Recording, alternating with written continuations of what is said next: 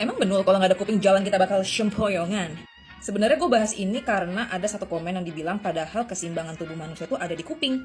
Emang iya? Jawabannya benul, tapi telinga itu bukan satu-satunya untuk menyeimbangkan tubuh kita. Karena sepemahaman gue ya, ini ya setahu gue, untuk menyeimbangkan tubuh tuh butuh koordinasi dari beberapa bagian nih. Contohnya tuh kayak mata, otot, saraf, sampai otak. Tapi telinga itu jadi salah satu anggota yang ngebantu badan kita supaya lebih seimbang.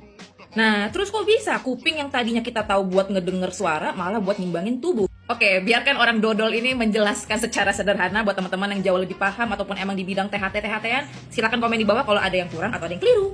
Nah, jadi kuping sendiri itu kan ada 3 bagian. Pertama tuh ada bagian luar, terus kedua ada bagian tengah, sama yang terakhir tuh bagian dalam.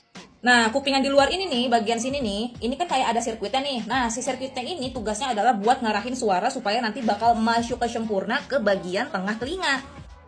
Nah, pas udah masuk ke bagian tengah telinga, si suara ini bakal ketemu sama trio 3 tulang munil. Yang pertama itu ada malleus, terus kedua tuh ada incus or incus. Nah, terakhir ada stapes.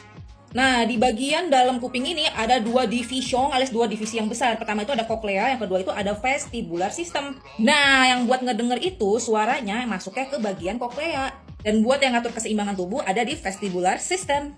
Dan di bagian vestibular system ini ada 3 anggota. Maaf banget sebelumnya kalau gue pronounce-nya itu keliru. Tapi yang sebaca gue adalah yang pertama itu ada semicircular canal. Yang kedua tuh ada utricle atau utricle. Nah, yang ketiga nih antara bacanya sakul, sasyul, ataupun sasyul.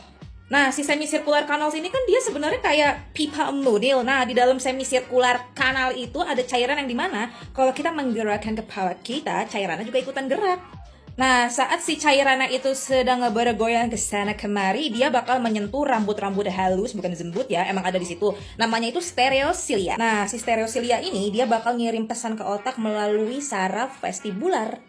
Nggak tahu apa sih si stereocilia itu? Ya, si stereocilia itu dia bakal ngasih tahu posisi tubuh kita itu seperti apa di saat itu.